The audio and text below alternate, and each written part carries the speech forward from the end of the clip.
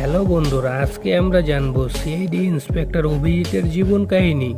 তার আসল নাম হলো আদিত্য শ্রীবাস্তব। তিনি জন্মগ্রহণ করেন 1968 সালে 21 জুলাই উত্তরপ্রদেশের এলাহাবাদে। তার বাবার নাম DN শ্রীবাস্তব, তার স্ত্রীর নাম মানসী শ্রীবাস্তব। তার দুজন কন্যা সন্তান রয়েছে, আরশি শ্রীবাস্তব ও আদিতি শ্রীবাস্তব। তিনি এলাহাবাদ বিশ্ববিদ্যালয় থেকে গ্র্যাজুয়েশন করেন। তিনি 1999 সালে সিআইডিতে যোগ দেন। তিনি সিআইডিতে প্রথমে 26টি পর্বের জন্য চুক্তিবদ্ধ করেছিল, যা পরে বৃদ্ধি পেয়েছিল। তিনি ভারতীয় গোয়েন্দা ধারাবাহিক সিআইডি সিরিয়ালে সিনিয়র ইন্সপেক্টর অভিজিৎ চরিত্রে অভিনয় করে ব্যাপক জনপ্রিয়তা অর্জন করেন। তিনি সিআইডি ধারাবাহিকের সবচেয়ে জনপ্রিয় অফিসারদের মধ্যে একজন।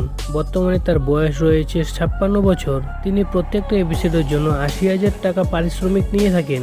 বর্তমানে তার সম্পত্তি রয়েছে 43 কোটি টাকা। আজকের ভিডিও এখানেই শেষ করলাম। ভিডিওটি ভালো লেগে থাকলে অবশ্যই একটা লাইক করবেন, চ্যানেলটি সাবস্ক্রাইব করে পাশে থাকেন।